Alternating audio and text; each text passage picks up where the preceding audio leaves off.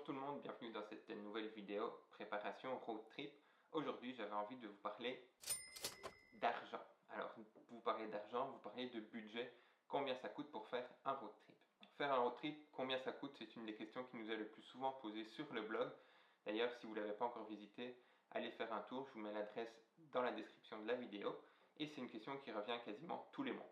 Dans cette vidéo, je vais essayer de vous dire combien ça vous coûte de faire un road trip aux États-Unis ou au Canada afin que vous puissiez planifier le mieux possible votre budget.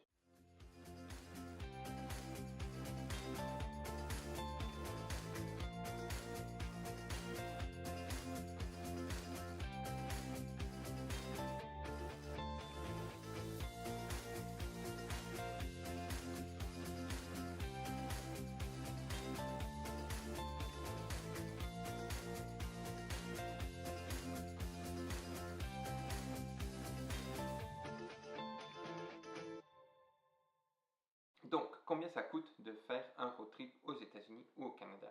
Je vous le dis tout de suite, je n'ai pas la réponse à vous fournir, pour la simple et bonne raison qu'il y a autant de façons de voyager que ce qu'il y a de voyageurs, puis on a tous des budgets différents, on a tous des envies différentes, on a tous besoin d'un confort qui est différent. Donc ça varie énormément sur le prix du budget que vous allez pouvoir allouer dans un road trip. Par contre, je ne vais pas me défiler et je vais quand même vous donner des réponses pour que vous puissiez, vous, à votre tour, savoir à quel budget vous en tenir pour faire votre voyage.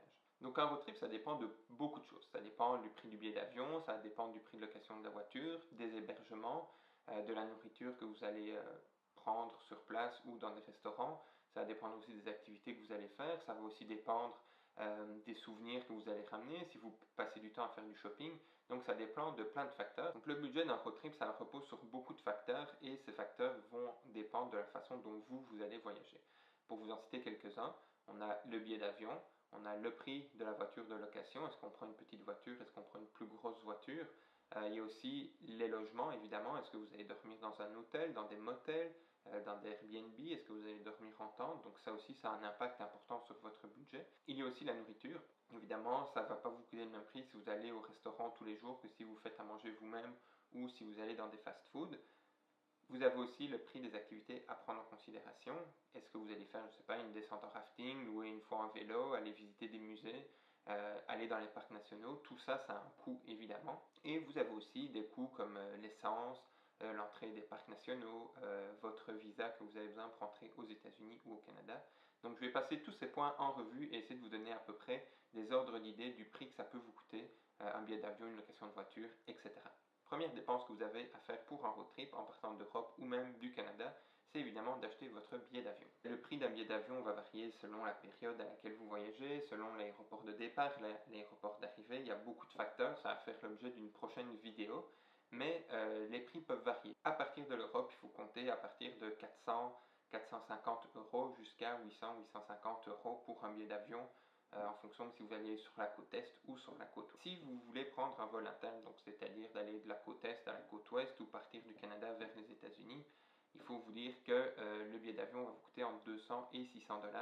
À ça, vous devez aussi rajouter le prix des bagages qui ne sont pas inclus dans le billet d'avion lorsque vous voyagez en Amérique du Nord. Donc ça, c'est pour les billets d'avion. Les billets d'avion, donc minimum 450 euros, puis ça peut monter jusqu'à 800 euros. Utilisez un comparateur de prix comme Google Flight pour vous donner une idée du budget de vos billets d'avion pour la période à laquelle vous souhaitez partir. Deuxième budget, alors là il y a beaucoup plus de nuances dans ce budget-là, c'est le budget voiture, location, véhicule. Ça dépend évidemment du type de véhicule que vous allez louer. Il y a des véhicules économiques, puis après les véhicules intermédiaires, les SUV, les véhicules de type un peu caravane, etc.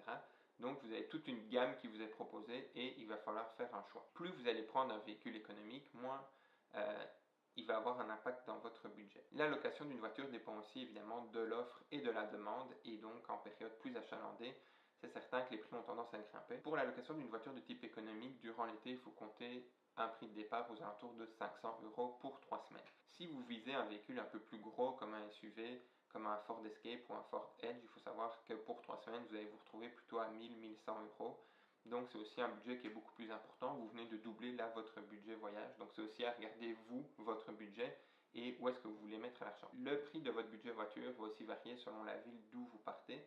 Par exemple, louer une voiture à Las Vegas coûte un peu moins cher qu'une voiture à San Francisco. Par contre, si vous ne ramenez pas votre voiture au point de départ, il se peut qu'il y ait des frais d'abandon, comme ça s'appelle comme ça, des frais d'abandon qui vous soit chargé. Alors ça dépend, parfois il n'y en a pas, mais ça peut monter jusqu'à 200 ou 300 dollars selon l'état dans lequel vous prenez votre voiture et l'état dans lequel vous allez la laisser. Donc si vous partez de la côte est par exemple, que vous louez une voiture puis que vous la laissez à la côte ouest, il est possible qu'à ce budget-là, donc aux 500 à 1000 euros, vous deviez ajouter à peu près 200 dollars de frais d'abandon parce que vous ne ramenez pas le véhicule à l'agence où vous l'avez loué. Autre budget qui a un impact et qui est lié à la voiture, évidemment, c'est le coût de l'essence. Aux États-Unis, un litre d'essence coûte aux alentours de 60 à 70 centimes de dollars le litre, donc c'est vraiment pas cher.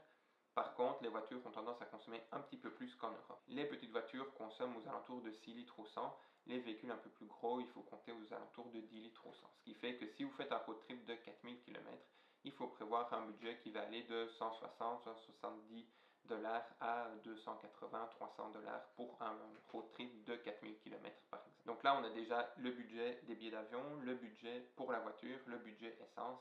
Il reste évidemment à ajouter le budget nourriture et le budget logement. Concernant le logement, c'est pas mal le facteur qui va avoir le plus d'impact sur votre budget et c'est aussi le facteur sur lequel vous allez pouvoir le plus jouer pour travailler dans votre budget et arriver à faire des vacances, à faire un road trip qui correspond au budget que vous aviez au départ. Pour vous donner une idée des prix, une nuit en camping aux États-Unis, selon le camping, selon ce qui vous est offert, varie de 15 dollars à 35 dollars la nuit.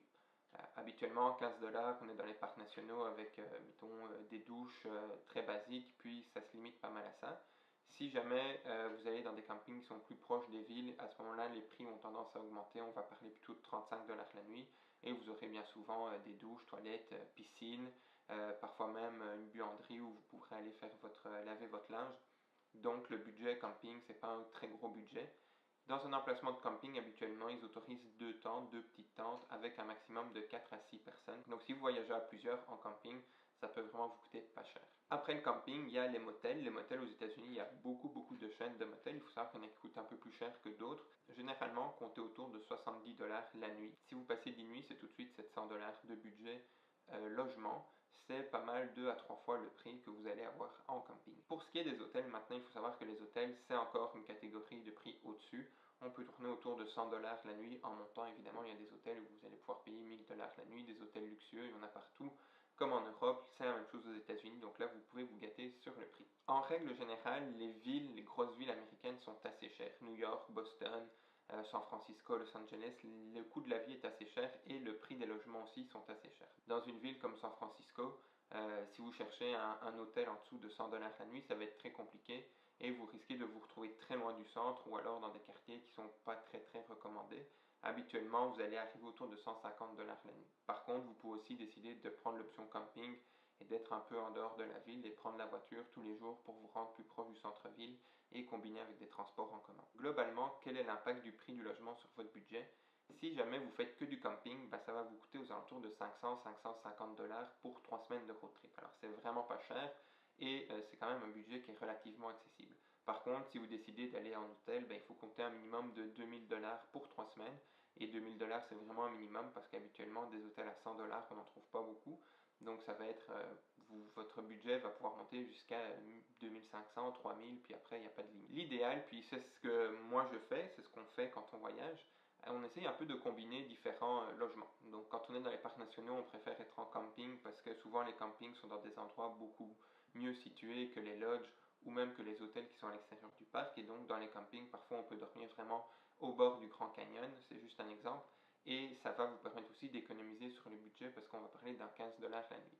Par contre, dès qu'on va arriver dans les villes, à ce moment-là, on va plutôt switcher vers un motel ou vers un hôtel en fonction de la ville et des endroits où ça se situe. Autre point à prendre en considération quand vous planifiez votre budget, c'est évidemment la nourriture. Alors la nourriture, comme le logement, ça a un impact important sur le budget. Est-ce que vous allez cuisiner vous-même ou est-ce que vous allez aller tous les jours au restaurant?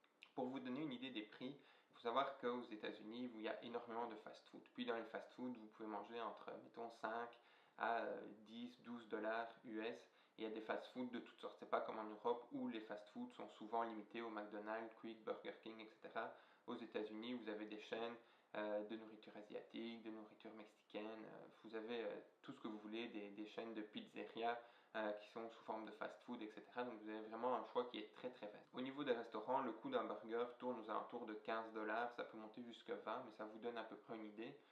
Pareil pour une assiette de pâtes ou pour une pizza. Après, il y a des restaurants évidemment beaucoup plus chers où on peut avoir de la nourriture beaucoup plus fine, mais là c'est pour vous donner une idée un peu de tarifs avec des produits de base, avec des produits un peu plus communs.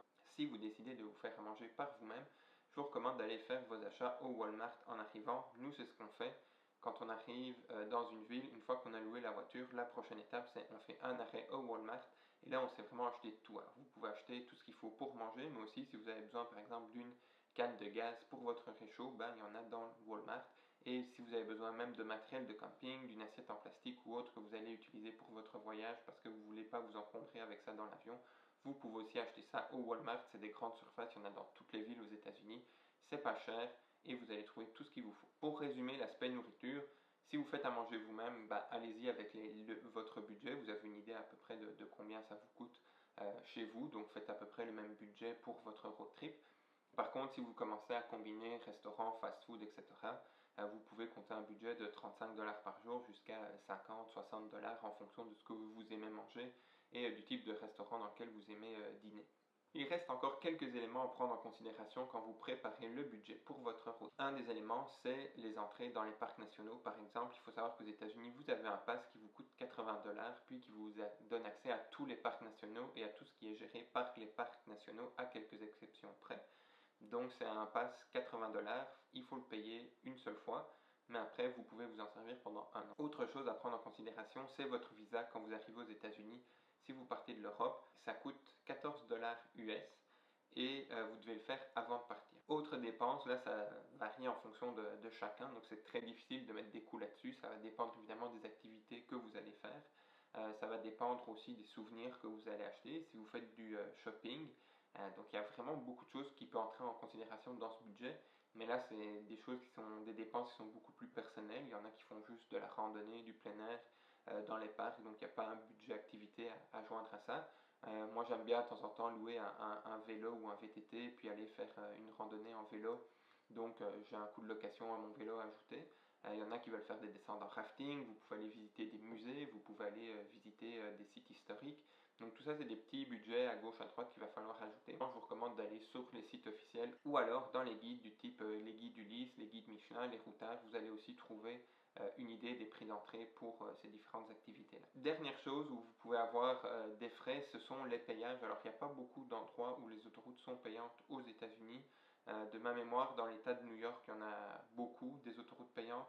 Il y en a aussi du côté de la Floride. Là, c'est plus les ponts qui vont être payants. Puis, je sais aussi que lors de voyages dans l'Ouest, j'ai eu quelques portions d'autoroutes, souvent des ponts ou à l'approche des villes, des contournements parfois un peu plus rapides qui ont été payants. Mais c'est quand même minime. Puis, à chaque fois, c'est des 1-2 $ à ajouter. Donc, même si vous passez dans des zones d'autoroutes payantes ou de ponts payants, il faut savoir que c'est jamais des gros montants. Par contre, pensez à avoir toujours un peu d'argent avec vous.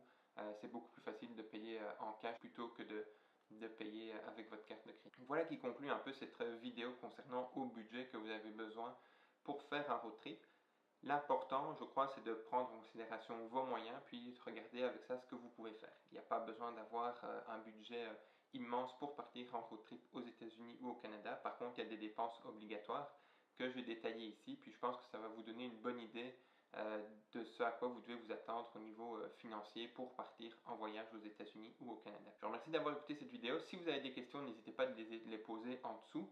Sinon, je vous recommande aussi d'aller visiter notre blog. Il y a plein d'informations sur les road trips, comment préparer son road trip, comment le planifier. On va aussi avoir d'autres vidéos qu'on va poster tout au long de l'année. Donc abonnez-vous à la chaîne YouTube si ce n'est pas encore fait. Puis merci de votre écoute, puis à la prochaine.